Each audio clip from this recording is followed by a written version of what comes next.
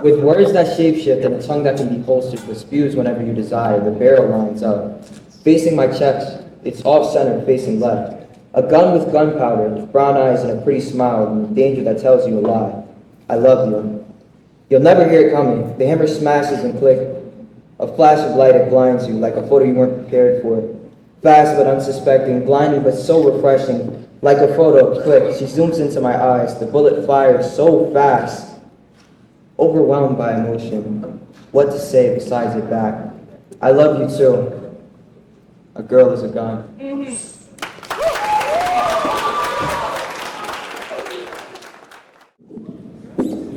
This is to my biggest critics. They say sticks and stones may break your bones, but words can never hurt you. But damn, sometimes your cold words do hurt me. Your words gave way from the permafrost you thawed out. You sear distaste on my frozen heart and then spear me with icicles made from your envy. Elsa, that's what I think I'll call you. The way you never let it go. At my lowest of lows, you bring me down even further. At my highest of highs, you snap me back to reality. Whenever I'm proud of myself, you cast a doubt on me. There's never a day where I don't think about you. Your opinion dictates who I am. You suck out the joy that I have. You compare me to those better than me. You always have, though, because who else will? You placed a target on my back so you never lose sight of me. You attack it again and again and again. It hurts so bad, but I don't take it off. The pain being what keeps my delusional daydreams at bay. I see you in the mirror, eye to eye, I look at you. I see you in every picture of myself, your skin and bones. I see you in my sports, you're lazy, lethargic, inconsistent. You never see the right in me. My biggest critic, I thank you for being with me all this time, experiencing all that I have and pointing out places where I need to improve. But words hurt, and I've been hurting myself all this time.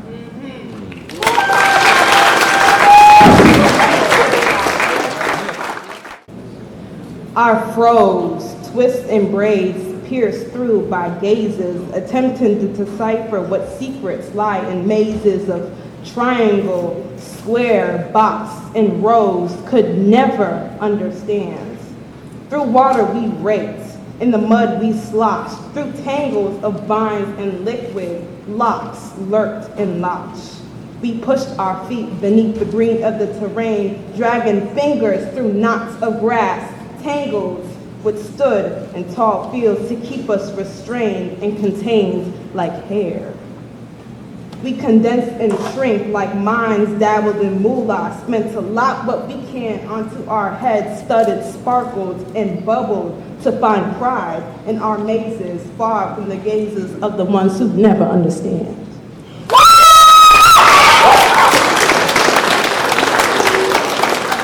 I won't tell you you're right. All I will say is that I might be wrong. You make me squirm in my seat, but I seem strong. For I can defend myself. I can defend us all. But at this moment, I feel so weak, and you stand so tall. I think back to a time when I cried for you. I brought gifts, for I thought it was the least I could do. But you made it clear that you had no care left to give. I felt so stupid for all the times I prayed that you would live. Because that time was hard for me and I was alone. I glued myself to the only happy thing I had known. You weren't happy, but it seemed like you could be. You were the only one where I didn't have a D. But that comfort quickly changed as a bright light shone down on me and I was on a stage. I was in a chair and you smoked with a fedora on your head. I sat under a blinding lampshade as you accused me of the dead. I spent my time in the pews singing my song, but those 45 minutes felt so much more long. I held my breath and started to cry on the second bell. I made it so that no one would tell. I wished you the best, but I will always hold my pentacle and obsidian tight in my hand. I used to feel sorrow for you, but now I see you will always be a sad, sad man.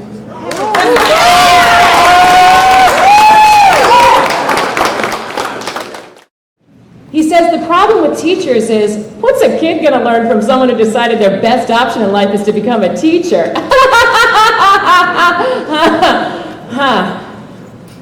He reminds the other dinner guests, you know, it's true what they say about teachers. Those who can do, and those who can't teach.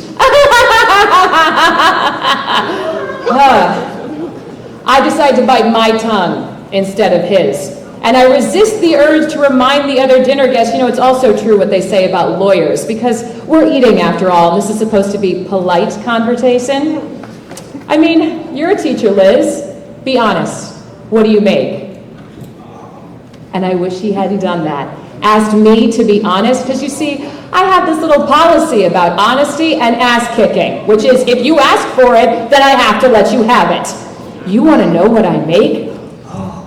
I make kids work harder than they ever thought they could. I can make a C+ feel like a Congressional Medal of Honor, and I can make an A- feel like a slap in the face. How dare you waste my time with anything less than your very best? I make kids sit through 40 minutes of study hall in absolute silence. No, you cannot work in groups. No, you cannot ask me a question. Put your hand down. No, I'm not letting you go to the bathroom because you're bored. You don't really have to go to the bathroom, do you? I make parents tremble in fear when I call home at around dinner time. Oh, this is Mrs. Marini. I hope I haven't called it a bad time. I just want to talk to you about something that your son said today to the biggest bully in the class. He said, leave that kid alone. I still cry sometimes, don't you? And it was the noblest act of courage that I have ever seen. I make parents see their children for who they are and who they can be. You want to know what I make? I make kids wonder. I make them question. I make them criticize. I make them apologize and mean it. I make them write, and then I make them read. I make them spell definitely beautiful, definitely beautiful, definitely beautiful over and over and over again until they will never misspell either one of those words again. I make them show all their work in math class and then hide it on their final draft in English. I make them realize if you've got this, you follow this. And if someone ever tries to judge you based on what you make, you tell them this. Let me break it down for you so you know what I say is true. Teachers make a goddamn difference. What about you?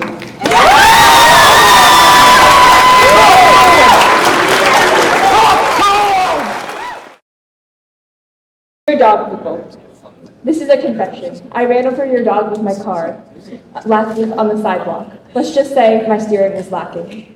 You ask if I'm sorry? My dear, this is hardly manslaughter. It's barely a crime at all.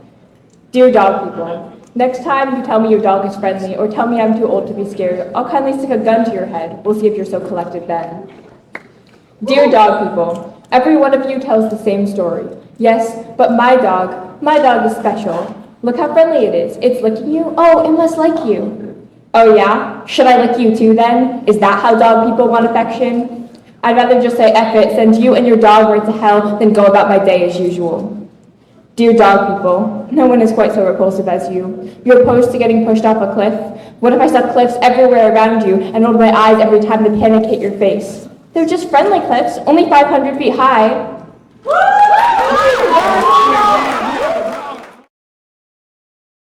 I didn't think seeing her again would give me such a visceral hatred for paper. I hold a page over my face like it could ever possibly do anything more than help me pretend that time didn't pass.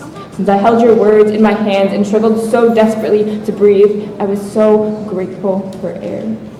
Maybe that's why my hand trembled when I wiped off 8 months of dust from my unopened psychology textbook. Maybe that's why I never entered a Hamden High bathroom until they stopped using a paper hall pass. Or maybe that's why I'd rather trust a known murderer than sign my name on a legal document. I still wear a mask, despite 99% of the country saying the pandemic is over, because maybe this piece of cloth is my new form of paper. This can hide the redness on my face when anxiety fills my body with the poison of words. This can truly protect me. Like I needed it to back then. Like it didn't. I never wanted so much time to pass, but remembering it all is so fucking terrifying, so maybe I'd rather forget my life ever happened, crumple this paper, and toss it in the trash like it's nothing to me. She meant nothing to me.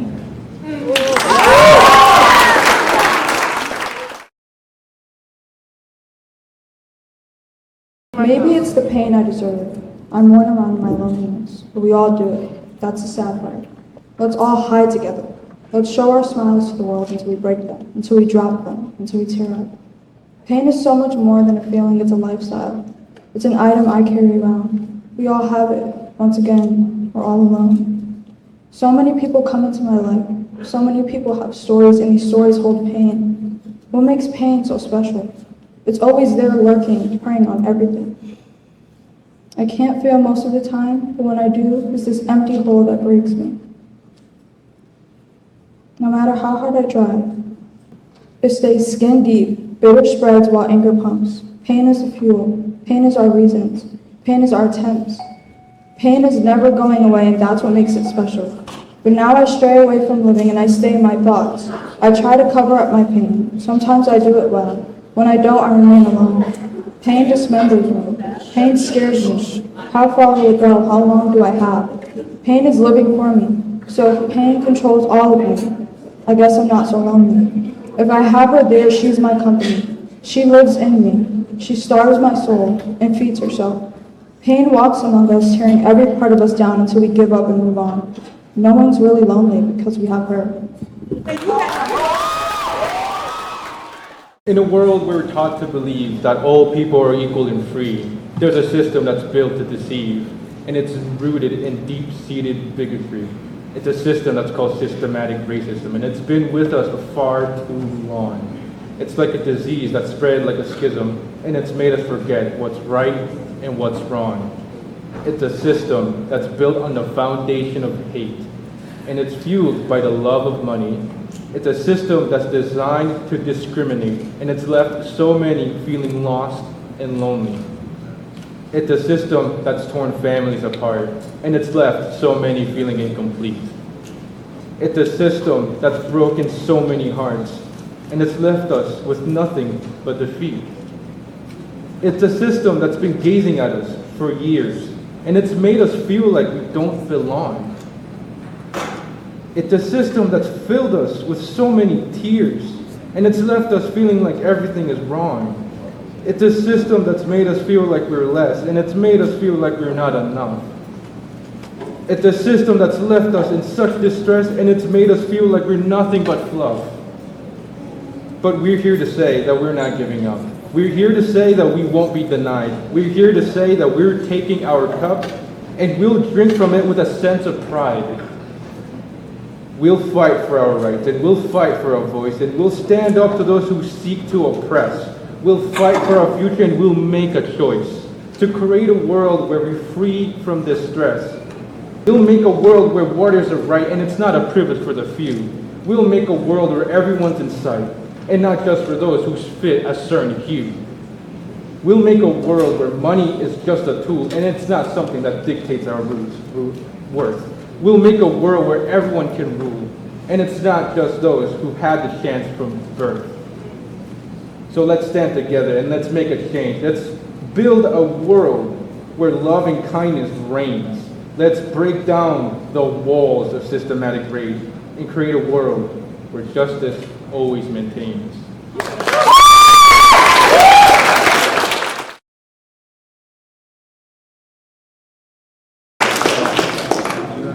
A little background, I asked my friend Felicity, and I asked her for a topic and she gave me girl/woman. And I asked Michaela for a first starting sentence and she said oil and water will never mix. So I made this poem about gender dysphoria. And it's called A Liquefied Soul. Oil and water will never mix. It's simple science, chemistry if you will. My body doesn't mix with who I want to be. I call myself the oil because no matter how much I pour myself into this image, it will never be one I look towards. I look towards who you are. An ill affliction is what my mother sees. A disappointment is what my dad sees. But this is the only time that they agree, and this is all I want to be. Oil and water will never mix, but it's not a concept you understand. I'm surrounded by water, slowly rising to the top, piece by piece and bit by bit getting above. I used to play with Alka-Seltzer in a bottle of oil and water just to see the bubbles float around like a lava lamp. But never would I have known the same could happen to me. You played with my uncertainty and messed around with the love I had to give. You drugged me mentally and physically, crippled in a way few understand. But like I said, the water is trapped and falling but flowing constantly. I'm living in a state of constant equilibrium. The oil within the water pushed around constantly to figure out what to do, who to trust, how do I mix within containment. An oddly shaped gallon shut tightly by the hot wax of your heated words, cooling shut with the words, there are real problems in the world. Oh, you're just being selfish. I'm just trying to live in a system of oppression, a system that's called fair, a system that could kill me, a system I'm afraid of. Oh, wait. I'm a man, I can't be afraid. Please don't hurt me. The oil and water will never mix. And that's the thought that keeps me from trying to change the fact.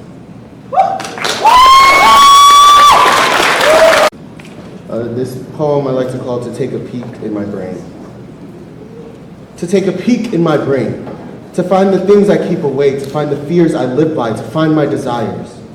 To take a peek in my brain, hear the antique whispers of love fading slowly, hear my constant screaming to get me off my ass, hear the lazily advised reasoning not to.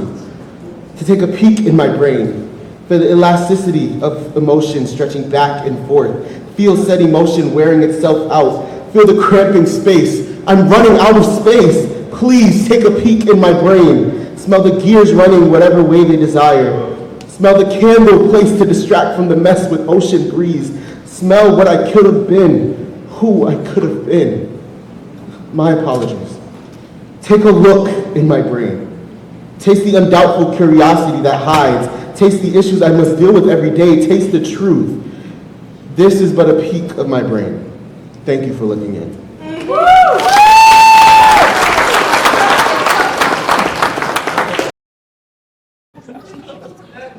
So this one's called Heart to Heart. In her eyes, that twinkle like a starlight's glow. My heart skips a beat, and love starts to grow. Her smile, a ray of sunshine, warm and bright, filling my days with endless delight. Her laughter, a melody so sweet and so pure, bring joy to my world, of that I'm so sure. Her touch, a gentle caress, so soft and mild, leaving me captivated like a love-struck child. In her presence, time moves this way, as we create memories day by day. Her kindness and care, a love so true, with her by my side, there's nothing we can't do. Her quirks and flaws make her unique, each imperfection a trait I seek. For in her imperfections, I find perfection. My love in the clouds, never at its peak, she's the sunshine in my sky, never looking deep. My girlfriend, my love, so tender and true, forever grateful for the love I found in you.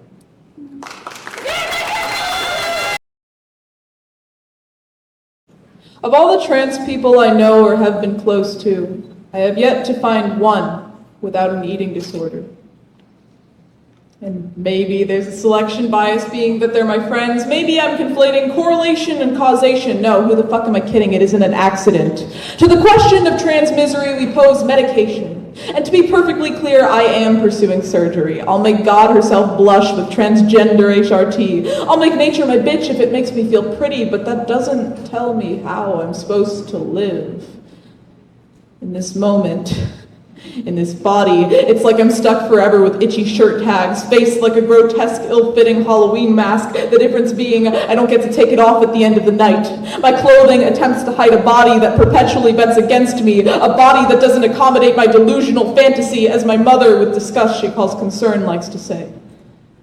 And seeing a mirror, well, it might as well be an insult from someone who hates me on just a personal level. 20 pounds separate me now from the person who I was when I came out. 20 pounds that I try my absolute hardest to wear proudly, because as much as things suck, these are actually the better days. No longer do I have to starve to feel autonomy, but some of my brothers and sisters are not so lucky. Trans communities online will talk about hating their bodies, announce gender envy for surgically altered cis celebrities, for boys in their class who were born the right way. Appealing to boys who would not call us our own names if they were paid, as if we will ever be man enough to live in the shadow of your oppressor is to kill yourself.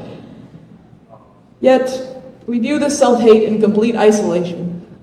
We divorce gender dysphoria from the world that we live in like it isn't mere letters from the dysmorphia we blame on magazines. When living in a society that rather us die than be happy, we blame ourselves and our bodies for not conforming. To live in the shadow of your oppressor is to kill yourself. I could find myself getting frustrated at my brothers when I'm at the complete end of my wits.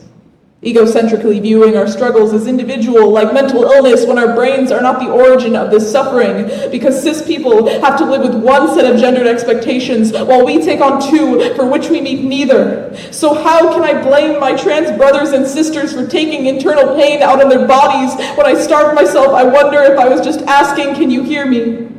Do you know my name, or do you only see what you want to see? Look at how much proof I'm trying to give you. I hate myself so much. 2. When every trans person I know has an eating disorder, that's no coincidence.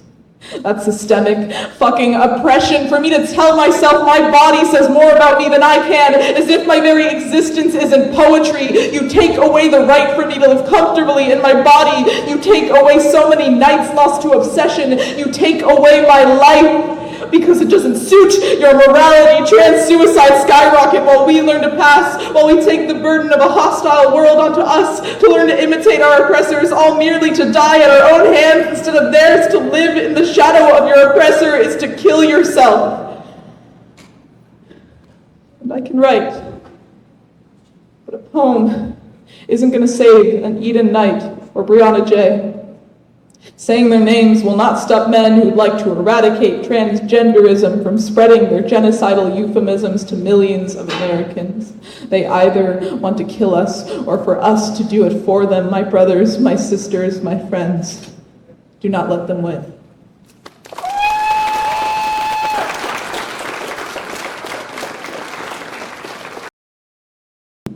All right, yeah. So this piece is called My Boys. I want to give a quick shout out to my mother for inspiring this. Our mother sits upon her rocking chair. She speaks her wisdom waiting. Treat those women right, or whoever you like, she says. She gets up, walks to our muddied feet, and tells us to powder on some sugar. Sugar so they won't have a reason to kill you. My boys, she tells us, my boys, be safe, she tells us as we skip on down to a school that gives back side eyes as we black boys walk by. Our mother returns to her rocking chair with the tears of our killed kin welling in her eyes. My boys, she whispers to herself, she screams praise to the sky for her boys. Keep them safe, Lord, keep them safe, my boys, my dear boys. She writes her mind just like I, but she doesn't get her praise, her recognition. Do they assume she's illiterate? Do they think she was stripped of a right we didn't earn until the moon overturned the sun? My dear sons, my boys.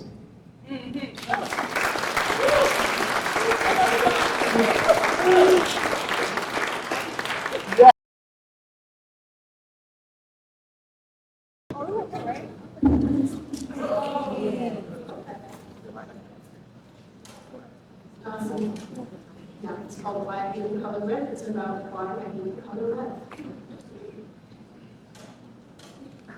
February 18th, 2007. This man told my mom that he does not want to be there for the birth of their second child, first daughter. I heard from my mom he was feeling uneasy about the blood. I never understood how this man could feel so uneasy about blood. I mean, he had it on his hands constantly. I just told myself he hates the color red. This man has blood on his hands, but he hates the color red. That's why he used my mom as his canvas. That's why he must hate her. And I hate this man. I hate the blood on his hands, and God, I hate the color red.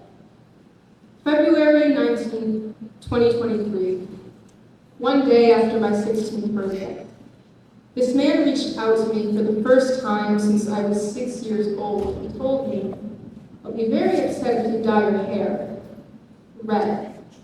He just hates the color red. That is why he skipped my childbirth, didn't bother to sign my birth papers, why I can barely utter the words dad to this man. He's got blood on his hands, but he hates the color red. I always got red velvet cupcakes on my birthdays.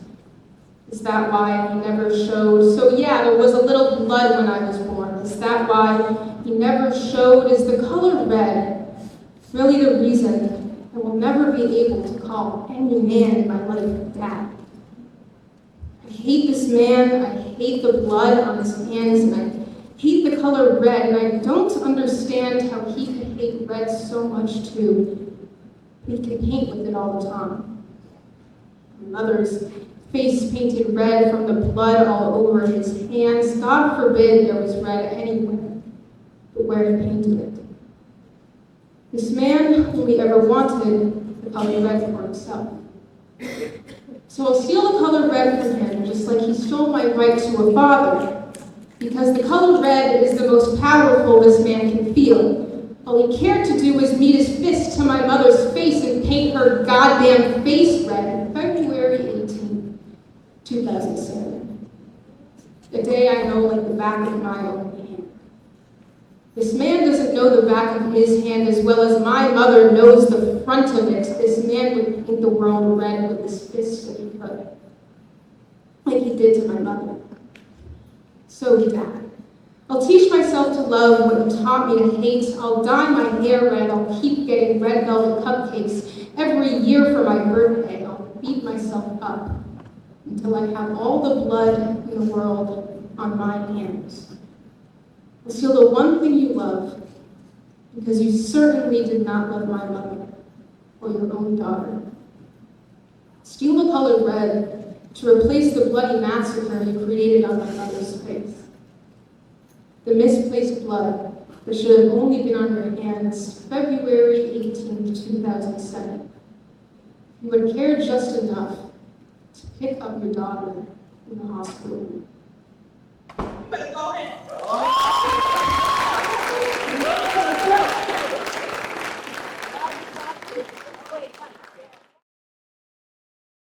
Life has been this drain, and I'm the water going down. I can't seem to think straight, my thoughts are scattered everywhere, and I feel the need to cry most of the time, but it seems like my tears have run dry. When I'm with you, I can't think. I have to make sure that I'm thinking straight. My mind isn't working right, but when I'm with you, I'm all right. Thoughts aren't scattered anymore. My life doesn't seem like such a bore. I don't feel anything, but when I'm with you, I do. I feel like you're my safe space, someone I can turn to get things off of my mind. I catch myself blushing when you walk by. My eyes seem to stay on that face. It's like my life is a waste without you wrapped around my waist. If you say things that make me feel special, it's like a promise we know won't last, because we're too young to know. All we can do right now is hold on to hope. But I still get nervous just at the thought of you. My stomach turns, heart aches, and that's how I can tell I like you. You tell me not to worry, that everything will be okay. But how do we know? I try not to hide who I am when I'm with you, because being next to you makes me feel not so blue. You bring out the sun on the darkest days. The clouds go away whenever you say, hey. Even a little smile from you tends to make my day. Yes, ma'am.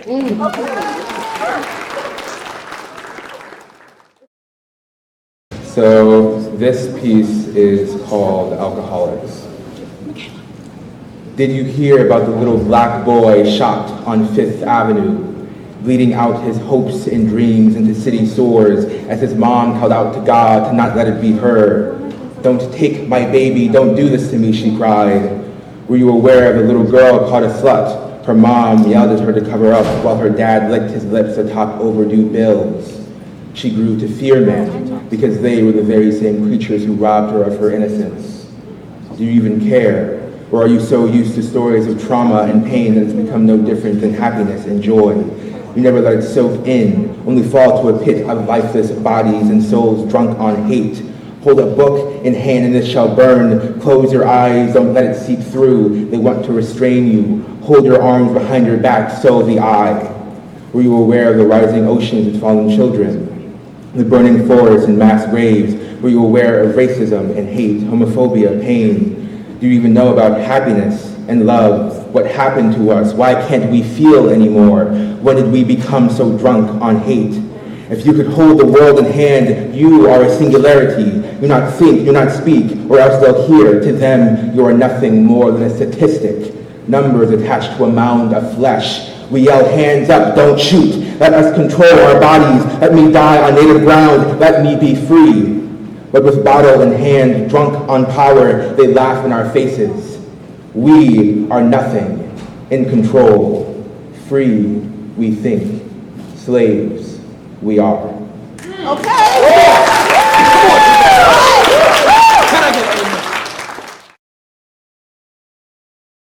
This piece is called A Poem for the Dead. I wonder if upon contact, lips locked, you tasted all that you did not deserve. In turn, I tasted truth. From every lie, from every tactic of your tongue, you attacked. I think the realization came onto you upon contact, as it were from that same tongue you told me how I ticked off all the boxes of being your perfect woman. And again, you attacked. Got me attached and tick-tick trickled off your lisp of pure venom. Upon contact ticks, you found power in locking my lips. Wrought up words, they wither at conflict ticked by your attacks. Now, in my resolve, recovered from something so sick via your love. I shroud the drip you tip onto my tongue, for there will never again be contact. Love. What is love? Do I know what love is? How do I find love? The dictionary says love is a profounding, tender, passionate affection for another person. No, that doesn't sound right. I mean like love, you know, the love you see on TV screens or read in books, that kind of love. I thought I didn't love you. For a second, I doubted my love for you, compared our love to a definition that never stepped into my heart and felt the love I felt. I love every part of you. I love how your harsh voice echoes in my ear and sends shivers tumbling down my spine. Your voice is the song on my playlist I never skip, hitting replay each time I hear it. When you hide from me, I can't help but love you more. I love how you hide from me. It motivates me to seek you. You're afraid of hurting me as if I already don't have scars that carve up your name. I love how you hurt me as I've also hurt you. I love how we hurt each other and how we heal our scars for each other because we love each other. I love you. Love. Love is nauseating. It fills up my body with larvae and makes me puke out butterflies each time I think of you. Love is the corny paragraph I DM'd you at 1 a.m. because I was too scared to show you while you were awake. Love is the mixture of depression and frustration that swirls around my brain as I try to mutter the right words when you're angry. Love is hard, but not too hard for me to stop loving you. I love you. Okay.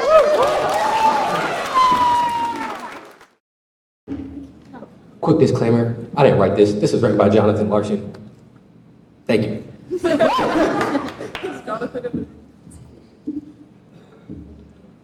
Hi, I'm John. I am a musical theater writer. One of the last of my species. Lately I've been hearing this sound everywhere I go, like tick, tick, tick. Like a time bomb in some cheesy B movie or Saturday morning cartoon. The fuse has been lit. The clock counts down the seconds as the flame gets closer and closer until all at once. The date is January 26, 1990. The setting, a barren, unfashionable no man's land between Soho and Greenwich. I have 2 keyboards, a Macintosh computer, a cat, an impressive collection of compact discs, cassettes, and records of other people's music. An impressive collection of bookshelves that sag under the weight of novels and plays I didn't write. I have an original dystopian rock musical that I have spent the last 8 years of my life writing and rewriting and rewriting. I have rejection letters from every major and minor producer, theater company, record label, and film studio in existence. In over a week, I'll be 30 years old. Older than Stephen Sondheim when he wrote his first Broadway show. Older than Paul McCartney when he wrote his last song with John Lennon. By the time my parents were 30, they had 2 kids. They had steady jobs and a mortgage. In a few days, my youth will be over forever, and what do I have to show for myself? Happy birthday.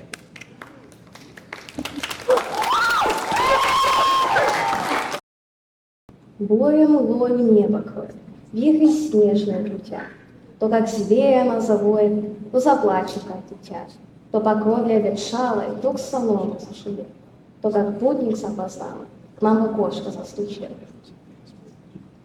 The storm wind covers the sky, whirling the snowdrifts. Now it howls like a wolf, now it's crying like a lost child, now rustling the thatch on our tumble-down roof, now like a delayed traveler knocking on our window pane. Наша ветхая лачушка, и печаль, и темна. Что же ты, моя старушка, примолкла у окна? Или бой завыванием ты, мой друг, утомлена? Или дремлешь под жужжанием своего веретена? Our wretched little cottage is gloomy and dark. Why do you sit all silent, hugging the window, old Gran? Has the howling of the storm wearied you at last, dear friend? Or are you dozing fitfully under the spinning wheels humming? Выпьем, добрая подружка, бедной юности моей, выпьем с горя, где же кружка, сердцу будет веселее. Вспомни песню, как синица, тихо за нами шла, вспомни песню, как девица, за водой по утру шла. Let us drink, dearest friend, to my poor wasted youth. Let us drink from grief. Where is the glass? Our hearts at least will be lightened. Sing me a song of how the bluebird quietly lives across the sea. Sing me a song of how the young girl went to fetch water in the morning. Горем гору небо кроет, тихо и снежное крутя, то как зверь нас обоет, то заплачет, как дитя. Выпьем, добрая подружка, бедной юности моей, выпьем с горя, где же кружка, сердцу будет веселее. The storm wind covers the sky, whirling the snowdrifts. Now it howls like a wolf. To my poor wasted youth, let us drink from grief. Where is the glass? Let our hearts be lightened at least. Thank you.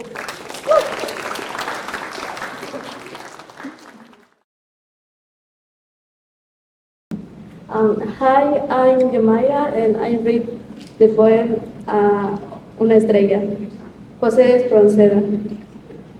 ¿Quién eres tú, lucero misterioso? Tímido y triste entre luceros vi, que cuando miro tu esplendor dudoso, turbado siento el corazón latir. ¿Es acaso tu luz recuerdo triste, de otro antiguo perdido resplandor? Cuando engañado como yo creíste, eterna tu ventura, ¿qué pasó? Tal vez con sueños de oro la esperanza acarició su pura juventud, y gloria, y paz y amor y venturanza vertió en el mundo tu primera luz, y el primer triunfo del amor primero, que malsamó en aromas cenideros.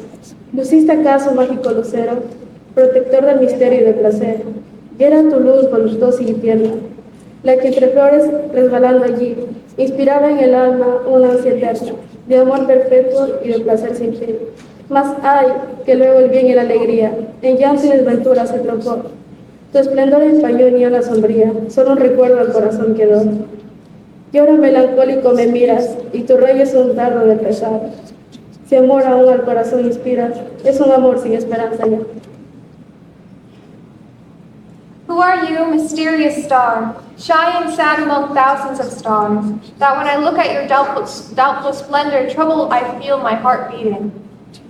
Is your light a sad memory of another ancient lost glow, when deceived as I believed eternal your luck would happen?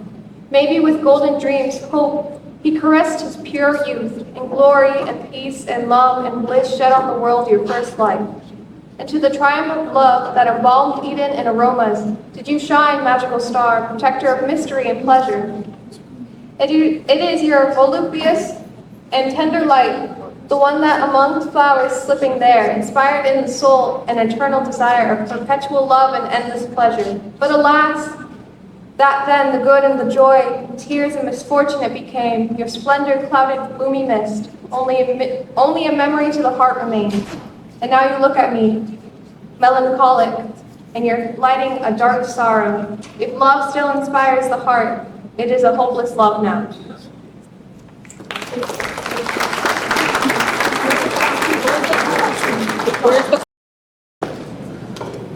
Before I close off with this poem, I would like to thank all my friends and Mr. Persian for organizing this event. It's very meaningful, not just for me, but I hope for you guys too. And I hope you guys leave this event not just thinking that we're just a bunch of depressed teens, but it leaves an impact on you and this school, and hopefully you guys can use that impact to impact our society as well. Thank you.